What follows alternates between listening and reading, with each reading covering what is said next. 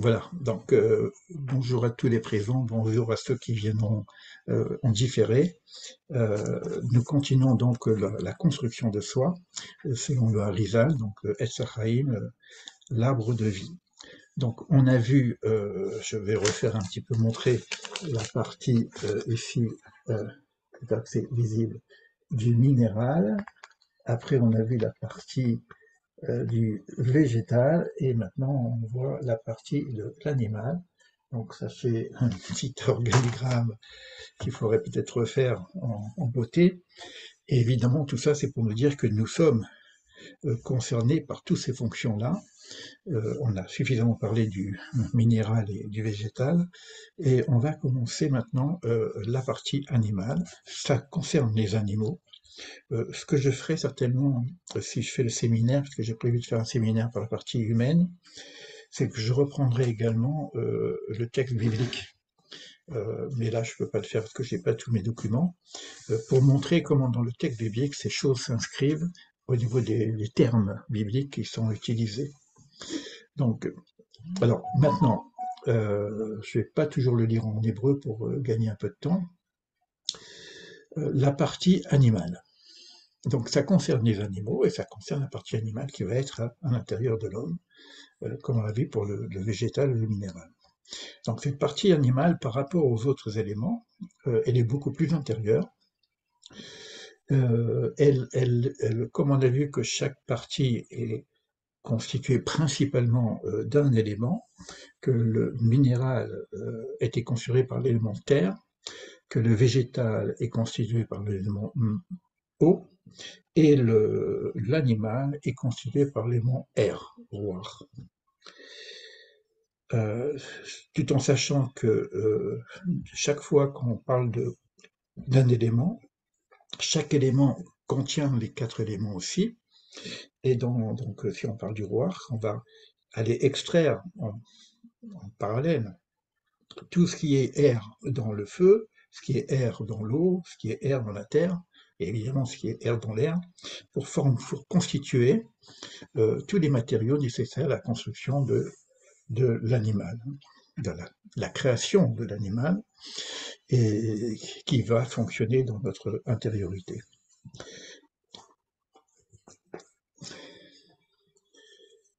Donc, comme je l'ai dit, il se reprend que l'animal, évidemment, contient le minéral, donc la fonction du minéral qui est le rassemblement de ces quatre éléments, et qui contient la fonction végétale qu'on a vue en détail, qui contient la digestion, l'alimentation, qui contient le fait de grandir, le fait de se reproduire, et il va y avoir quelque chose de plus qui va s'ajouter chez l'animal, qui va être principalement le mouvement. Pour l'instant, pour ça qu'on appelle, on l'appelle aussi l'élément en mouvement.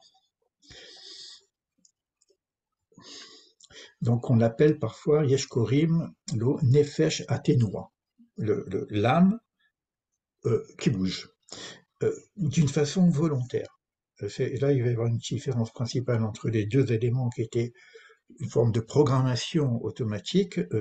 Ça bouge peut-être un petit peu, mais on ne peut pas parler d'un déplacement volontaire pour se nourrir. Par exemple, si la plante elle n'est pas nourrie par l'extérieur, bah, elle disparaît, alors que l'animal, et l'animal même dans l'homme, va pouvoir rechercher au niveau de sa survie la substance qui le nourrit.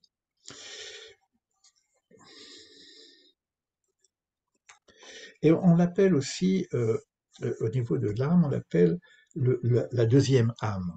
Alors pourquoi la deuxième âme, puisqu'on en a déjà vu deux? Parce que, comme j'ai expliqué un petit peu, l'âme de la pierre, elle est tellement immobile qu'on ne peut pas parler vraiment d'âme. Mais non, on peut aussi dire qu'il y a une force divine à l'intérieur de la pierre pour qu'elle existe. C'est pas pour autant qu'on pourrait parler, parce que l'âme, c'est quelque chose qui appartient en fin de compte à la structure elle-même et qui va faire quelque chose de fondamental. Alors que l'âme de la pierre, elle ne fait que les compositions des éléments. Mais bon, on pourrait dire deuxième ou troisième âme, c'est pas le plus important en tout cas. Et donc cette âme-là, elle va se répartir comme toutes les autres, en deux forces, une force extérieure et une force intérieure.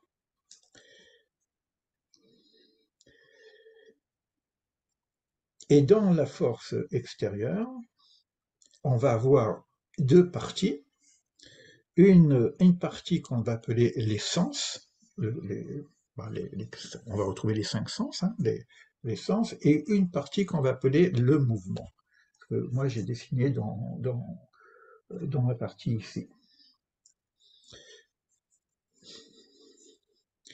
Et la partie des sens, elle va se diviser elle-même en cinq sens que nous connaissons, hein, donc on va on va reparler un peu plus tard des cinq sens qui font que bon, le toucher, la vue, le respire, le goût, l'écoute, etc.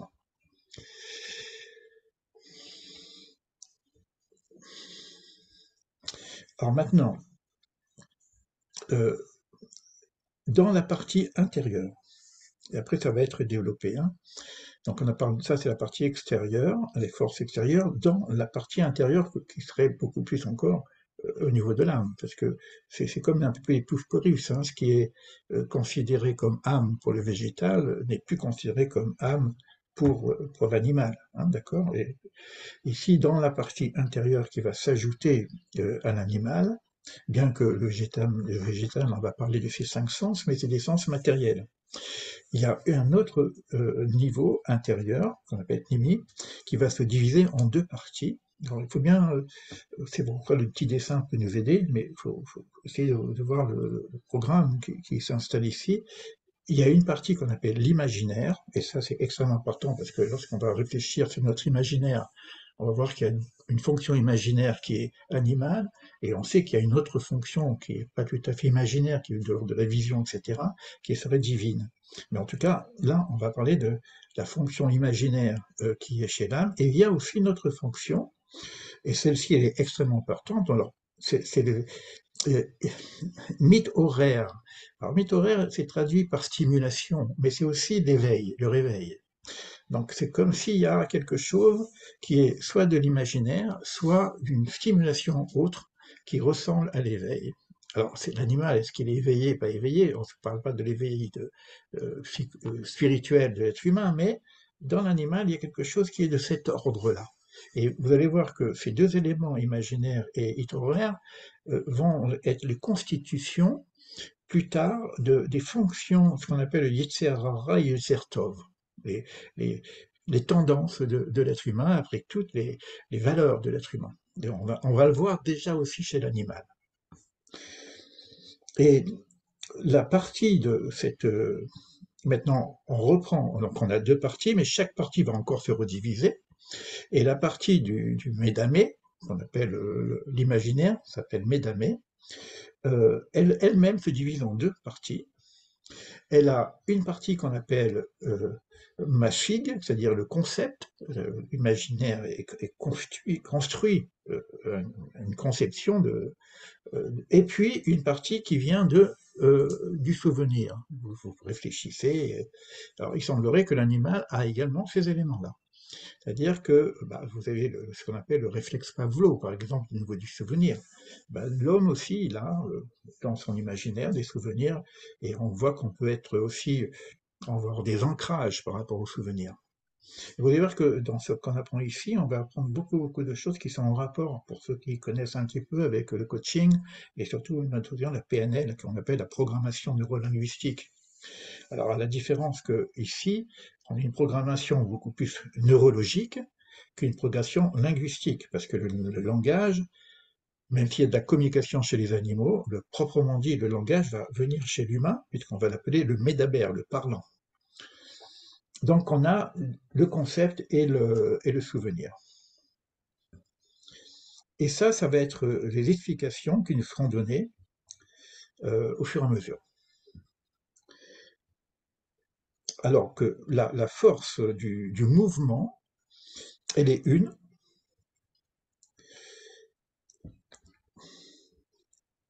et elle va être animée justement par les éléments soit de l'imaginaire, soit de la stimulation auditoire. On va voir pourquoi l'animal se met en mouvement. Il se met en mouvement d'un lieu à un autre lieu, avec volonté, et par rapport à un ressenti. On va voir comment ça va se définir, et non d'une façon naturelle. C'est-à-dire c'est une décision, alors que tous les fonctionnements qu'on a vus jusqu'à présent, c'est pour ça que l'animal, le végétal, on l'appelait l'âme naturelle. Ici, on a déjà une âme qui, euh, même s'il n'a pas le libre choix, le libre arbitre, comme on le trouvera chez l'humain, mais il y a aussi une volonté d'aller à droite ou à gauche, d'aller se nourrir ou d'aller refuser la nourriture, etc. Donc, ces mouvements vont se faire à travers les sens aussi. Donc, la réception de l'information va se faire à travers les 5 sens. Donc, il reprend ici les 5 sens, qui sont alors le toucher, qu'on trouve dans tout le corps, euh, qu'on trouve au niveau du ressenti. Vous allez voir que les animaux, les humains, bon, ont une communication par le toucher. Donc, vous voyez, aujourd'hui, on a de la chance d'avoir des vidéos extraordinaires où on voit les animaux même se serrer l'un contre l'autre, des choses comme ça. Hein. Donc, c'est pas uniquement l'humain. Donc, ça, c'est pour le toucher. Donc, il y a donc, tous les membres hein, qui vont servir aussi au mouvement.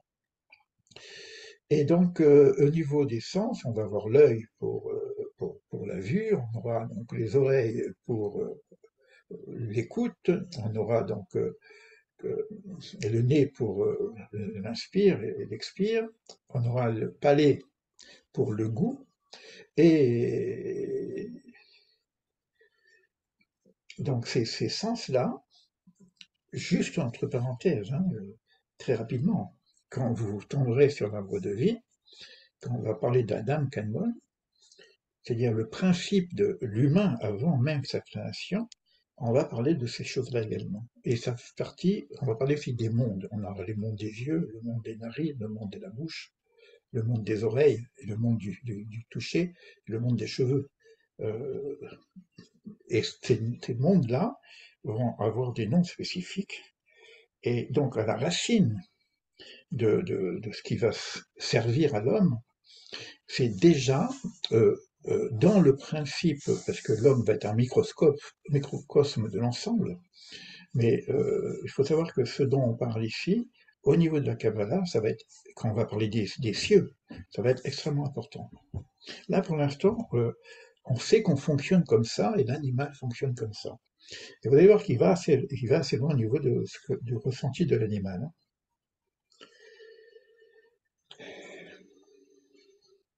Ces éléments-là, vous allez voir, on va trouver des trucs assez intéressants par rapport à notre fonctionnement aussi. Hein.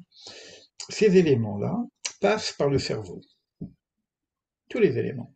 C'est-à-dire que je ressens, j'ai une information qui est donnée au cerveau, et c'est le cerveau qui va donner l'information du ressenti. Je vois, ça passe par le cerveau, etc. Le cerveau est l'organe principal de la réception et de la formulation de chacun de ces sens.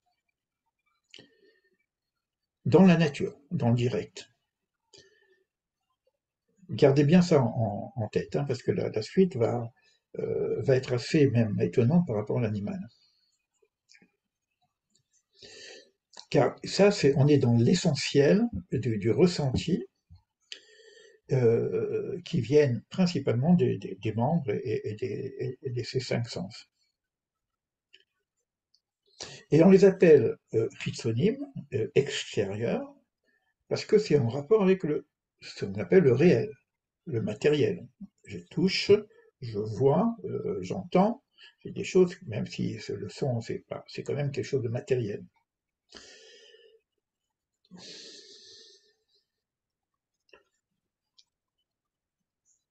Maintenant, lorsqu'on va rentrer maintenant au niveau de l'imaginaire, on va rentrer dans le pnimi, l'intérieur. Extérieur, c'est le matériel, l'imaginaire, c'est plus matériel. D'accord? Donc c'est intérieur. et ça vient aussi du cerveau. À la différence qu'il y a, c'est que le cerveau imagine, mais il n'y a pas de contact direct avec le réel. Mais je peux ressentir. Vous pouvez ressentir quelque chose par l'imaginaire. Bon, pour toutes les personnes qui ont fait de la PNL ou de l'hypnose savent très bien qu'on peut, par l'imaginaire, créer une sensation, en tout cas, du froid, du chaud, etc. On a des histoires incroyables là-dessus. Bon, je vous en raconte juste une pour animer un peu ce cours. Une personne, une fois, est rentrée dans... euh, elle a voulu profiter d'un wagon pour ne pas payer sa place, mais finalement, la pauvre s'est retrouvée dans un wagon frigo. Et quand elle a vu qu'elle était dans un wagon frigo, elle a paniqué, et elle a essayé de sortir, mais bon, les trucs étaient fermés, et elle s'est retrouvée là, et commençait à crever de froid, au point pratiquement de mourir de froid, parce qu'elle était dans le wagon frigo. Et lorsqu'on ouvre le wagon, on voit la personne qui est morte de froid. La différence qu'il y a, c'est que le frigo était fermé. Donc c'est son imaginaire c'est une histoire réelle, hein, c'est son imaginaire qui a paniqué et voilà, il était dans le froid alors qu'il n'y avait pas de froid, quoi. Donc ça peut être utile aussi en termes de PNL, de médication, etc., pour réduire les douleurs, etc. Donc le cerveau, lui, il peut nous envoyer des informations qui ne sont pas dans le réel.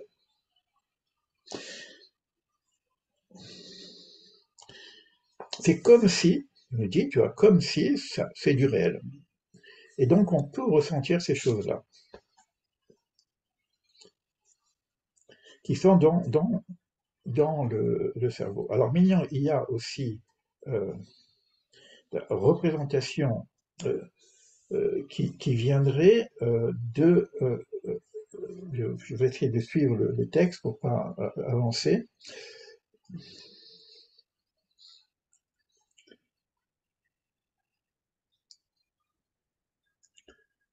Donc, c'est ce que je viens de dire, hein. Donc, il ressent, même si ce n'est pas touché par les sens.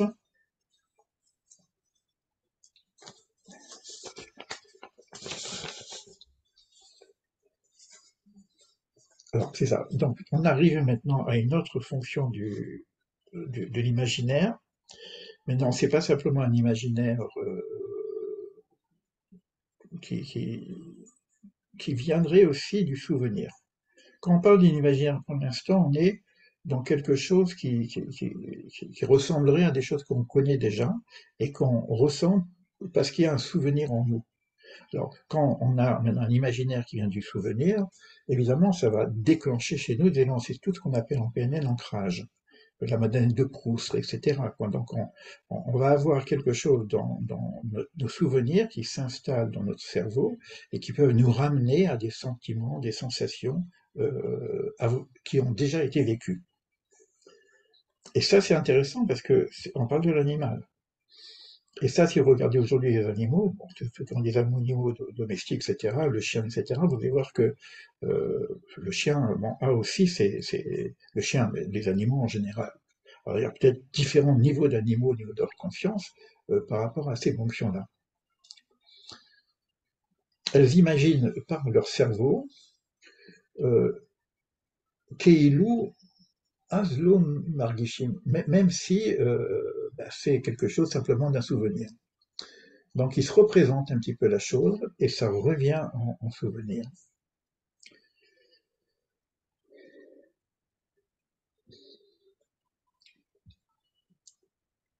Maintenant, il y a encore une autre fonction. C'est-à-dire qu'on est capable d'avoir un médamé, c'est-à-dire un imaginaire qui va créer quelque chose qui n'existe pas. Si vous regardez vos... Et ça peut passer et ce bien au niveau de l'éveil, de l'être éveillé, que de l'être endormi, c'est-à-dire dans les rêves. Bah, vous pouvez rêver de choses qui n'ont ni queue ni tête, mais il semblerait que l'animal, d'après ce texte-là, c'est une fonction qui vient de la structure animale que nous sommes, donc de l'animal aussi. Où il pourrait y avoir des...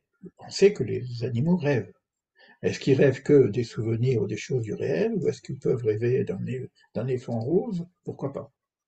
En tout cas, ça va jusqu'à... C'est pour ça que lorsqu'on va travailler un petit peu sur les visions, il va falloir pouvoir distinguer dans les visions et dans le ressenti qu'on a, ce qui vient du réel, ce qui vient du construit, ou ce qui vient du ciel. Parce qu'on n'a pas encore parlé de ces éléments-là par rapport à l'humain, en termes de vision, quoi. Mais c'est intéressant de voir que la structure existe déjà ici.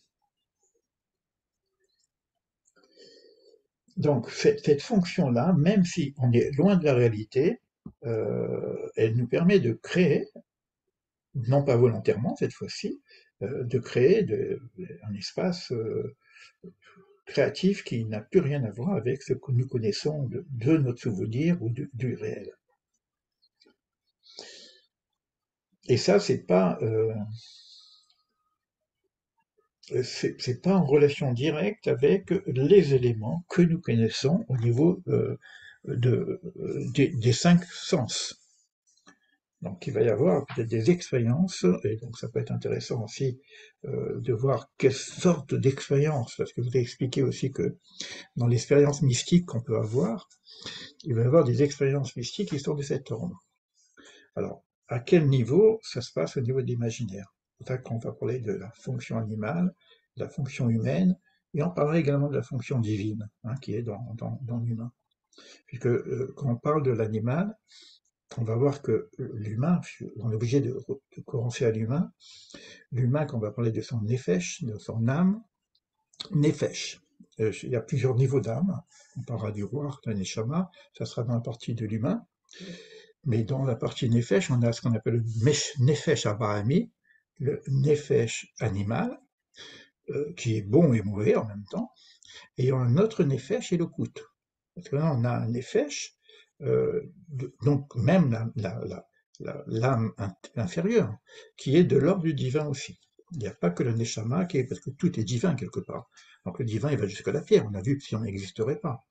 Donc dans ce nefesh, on va avoir une partie euh, nefesh qu'on appelle, et ça, le Tanya, pour le livre, le Tanya de Lubavitch parle beaucoup de ces éléments-là. Vous le retrouverez beaucoup dans la Chassidoute, et on va le retrouver dans la Kabbalah. Et ça va nous permettre de comprendre aussi les fonctionnements de l'être humain, puisqu'on va avoir des fonctionnements de l'ordre de la nature animale. On a parlé de la digestion, de la nourriture, des choses comme ça, d'une façon assez importante la dernière fois. On va avoir d'autres fonctions aussi animales. Et puis on va avoir des fonctions qui sont de la nature humaine et des fonctions de la nature divine. Et on va revoir dans les livres du Ramchal tout le travail qu'on a à faire sur ces tendances-là pour transmuter les parties animales en parties humaines et en parties divines.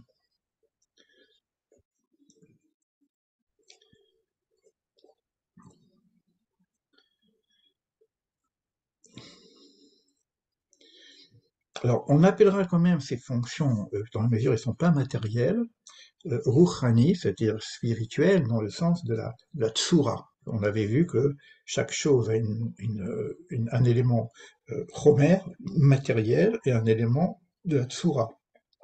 Tsura, c'est la forme, mais c'est aussi la dimension non matérielle, qu'on pourrait appeler non matériel spirituel, mais spirituel à un certain niveau.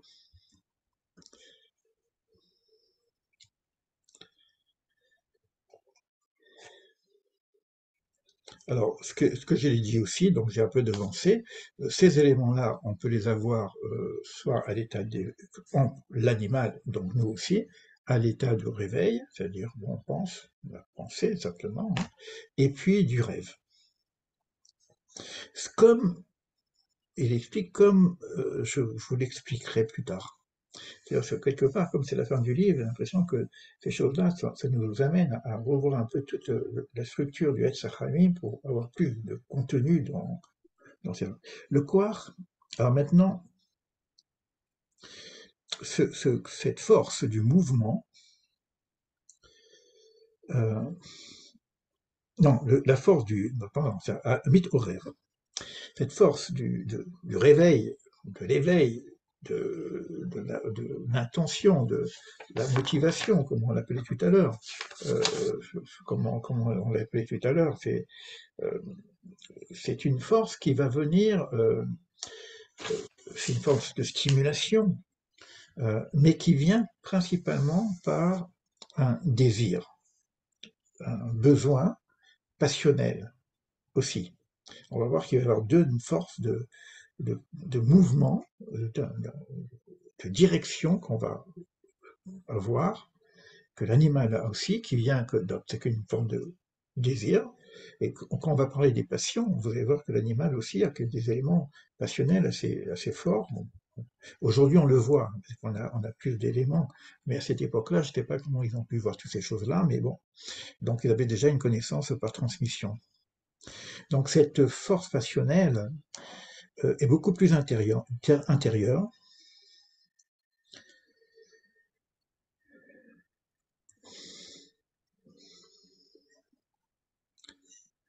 parce qu'elle vient chercher un bénéfice. Elle vient chercher un bien-être, que ce soit pour le corps ou pour le bien-être tout simplement. Et ce qui va entraîner le mouvement, le chemin, le cheminement.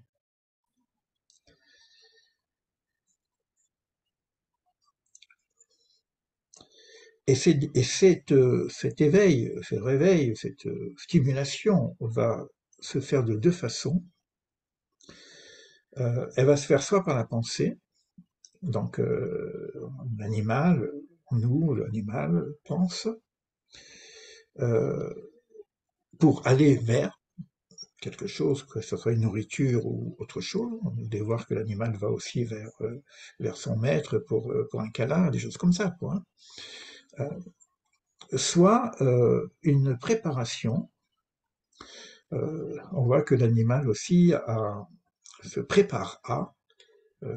C'est incroyable qu'il y a préparation, donc c'est toute la spiritualité est basée sur la préparation, mais il y a aussi ces racines de la préparation sont déjà dans l'animal. Préparer ce que tous les besoins du corps et de l'âme. Et c'est comme ça que les membres vont se mettre en mouvement. C'est-à-dire qu'il y a, ça pense et puis ça bouge. Mais bon, on ne le voit pas directement. Moi, je vois que ma main bouge, je n'ai pas pensé à la faire, mais il y a quelque chose qui passe aussi par le système cérébral.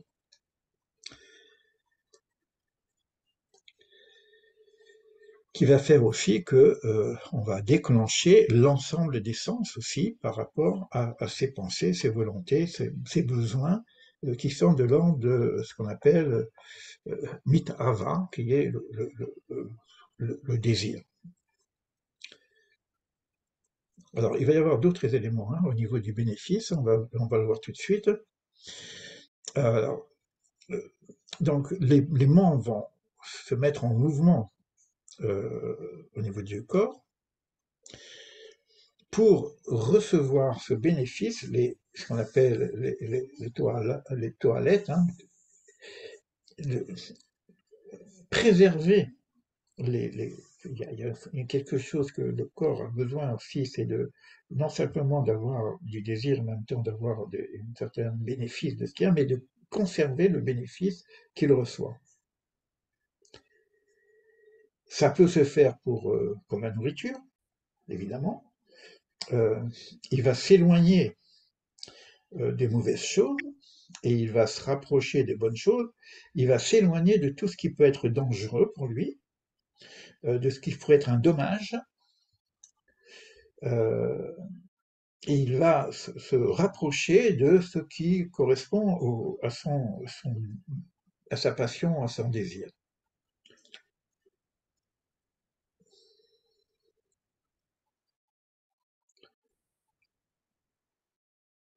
Et là, on rentre dans quelque chose qui commence à ressembler à l'humain. Bon, bien que tout ce qu'on a dit, ça ressemble à l'humain, mais on ne le voyait peut-être pas chez l'animal. Dans cette motivation, dans cette stimulation, dans cet éveil,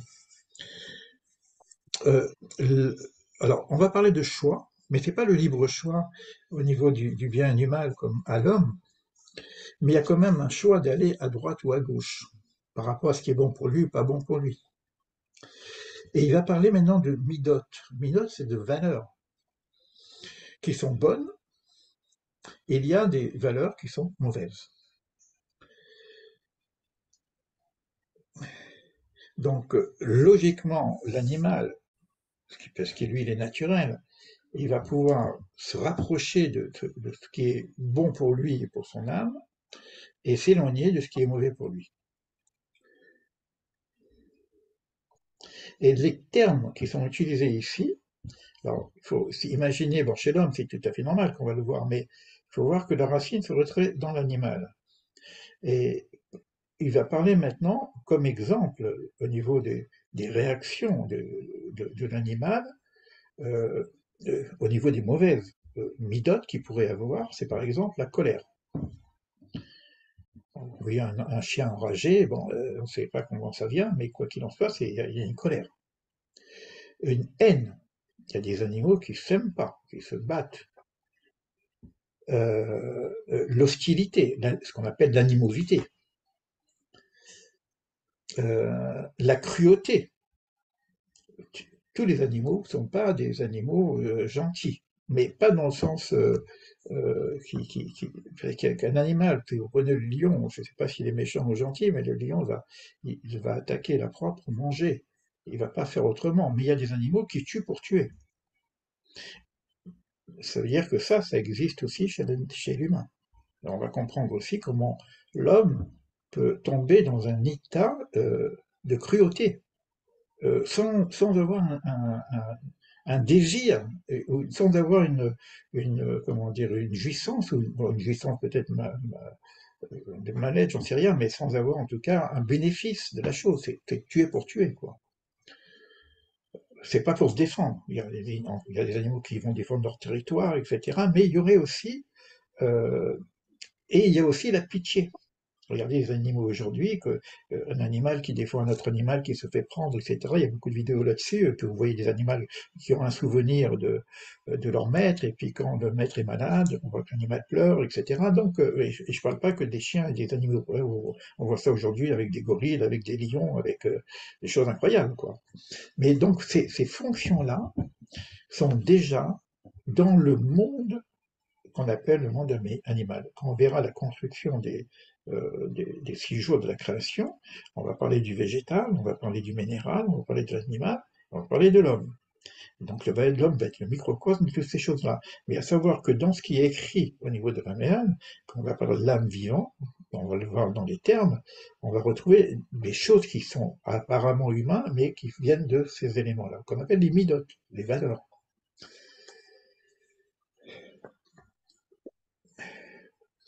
Et ça peut venir aussi de sa volonté. C'est-à-dire qu'il y a une volonté, soit d'aimer, soit d'hostilité, etc.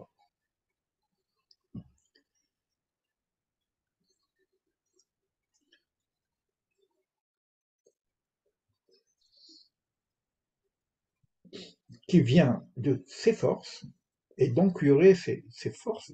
Quand on parle du Yetzer Ra et Yetzer Tov de l'homme, il faut voir que la racine, elle est déjà dans ce niveau-là de l'animal.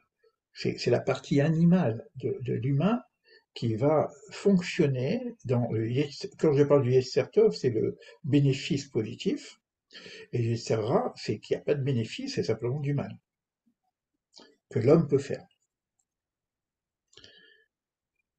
Alors, nous, on voyait ça uniquement dans l'humain, mais c'est intéressant de voir que la racine, et c'est pour ça qu'on va parler du nefesh abrahamite. On va comprendre après, lorsqu'on entrera dans l'humain, comment fonctionne le nefesh, ce qu'on appelle l'âme inférieure, l'âme instinctive de l'humain. Mais dans cette âme instinctive, on va voir qu'il y a plusieurs fonctions. On parle par exemple de klipat noga. Le klipat noga, ce sont des écorces qui viennent du Yetzer Hara. Et dans cette klipat noga, on va dire qu'il y a un mélange entre le bien et le mal. Il y a du bien et du mal. Mais il y a aussi une autre clipa où il n'y a pas de bien. Et que même lorsqu'on a l'impression que c'est du bien, l'intérêt, elle est uniquement qu'égocentré. Donc il y a pas de notion de bien dans certaines clipotes. Comme on parle ici de la cruauté gratuite, ou de la haine gratuite. Et ça, c'est les essentiels de ce qu'on appelle Itorer, donc l'âme éveillée, en tout cas, qui est dans l'animal.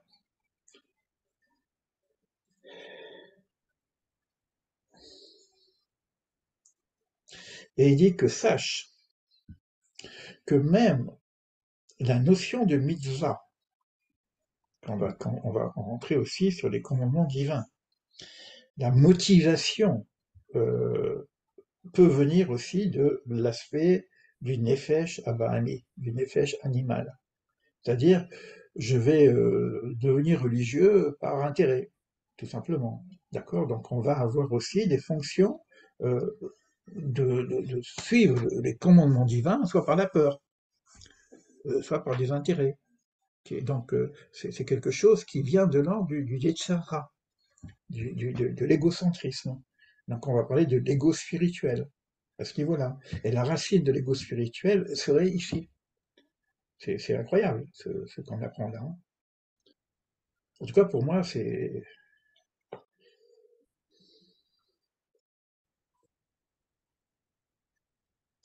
Alors, il dit que la différence qu'il y a euh, dans l'homme, c'est que c'est la structure de. Si la racine vient de l'animal, elle va s'habiller à l'intérieur de quelque chose d'humain. Comme la notion qu'on va appeler après Yetzer Hara, il n'y a pas de Yetzer Hara chez l'animal. C'est des instincts. Et ça va s'habiller sur une tendance qu'on appelle Yetzer Ra ou Yetzer Tov chez l'humain. Donc on a ici la racine animale de ce qu'on appelle Yetzer. Yetzer, c'est quoi? C'est la pulsion quelque part. Donc une pulsion, elle est pas. On va voir qu'on va parler de l'homme, on va parler de Médaber, on va parler de l'intelligence, de la réflexion, du libre arbitre. Donc on va dépasser même le Yetzer. Quand on parlait de l'éveil pour l'homme, c'est de sortir de son Yetzer, de sortir de son moi, de son ego. Donc là, on est dans la fonction égotique aussi, qui est fonctionnée donc de ces deux Yetzer, qu'on appelle Yetzer Tov et Yetzer Hara. Bon, ça veut dire en même temps que Yetzer Tov peut être intéressé, donc il peut être égotique. Donc la spiritualité peut être égotique, d'où ce qu'on appelle l'ego spirituel.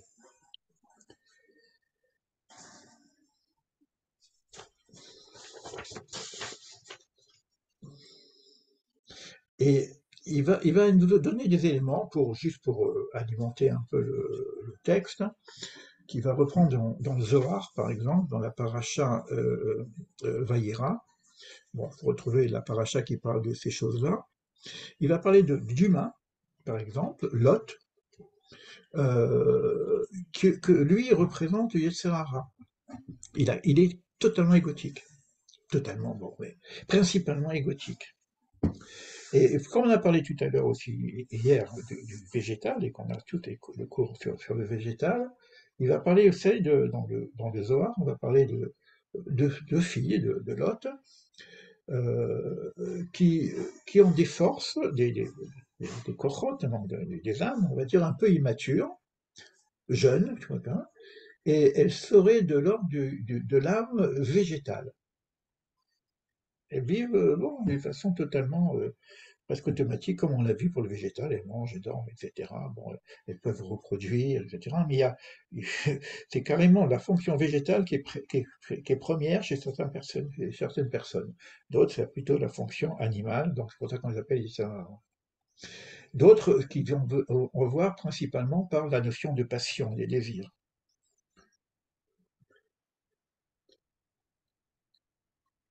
qui sont toujours tournés par rapport aux bénéfices du corps qu'on peut avoir principalement au niveau de l'humain, ou alors de se préserver des dommages, de la peur de se faire mal, ou des risques qu'on peut avoir, aussi bien pour notre âme que pour notre corps. Et cette peur aussi donc viendrait, parce que là, on a parlé de l'animal. Je ne sais pas si l'animal a vraiment peur, pourquoi pas. On voit bien que les animaux ont peur. Regardez quand il y a un combat d'animaux, bon, à un moment donné, l'animal qui est perdant, ben, il a peur, il va se sauver, quoi. Donc, il va prendre la fuite, il va pas toujours combattre. D'accord? Donc, il sait que, donc on revient des chiens qui baissent la queue et qui se sauvent. Donc, ça existe aussi. Donc, et ça, cette peur aussi aurait comme racine la partie animale. Et tout ça, c'est pas encore quand même pour dire qu'il y aura une différence fondamentale. On avait parlé du médabère, du parlant, de l'intelligence. Et la chose qui va être totalement différente, ça va être ce qu'on appelle la Bechira, qui n'a rien à voir avec le choix que l'animal va avoir dans sa fonction-là, mais on sait au niveau des racines, ça peut être ces choses-là. Que la Bechira, la véritable libre choix, qui sera vraiment donné à l'humain, qu'on appelle le médabère. Parce qu'il a cette capacité de parler et de réfléchir, et donc de dire je prends pas, mais par la réflexion. Donc là, on n'est que dans des instincts. Voilà pour la partie animale. Ouais, il faut refaire le petit dessin, voir un peu tout ça, et voir en quoi toutes ces choses-là peuvent. Vous avez vu ce qu'on a fait sur la partie végétale. Je ne sais pas combien de temps on a parlé. Euh, je vais quand même changer l'ordre de l'enregistrement pour qu'on ait deux enregistrements différents comme je fais d'habitude.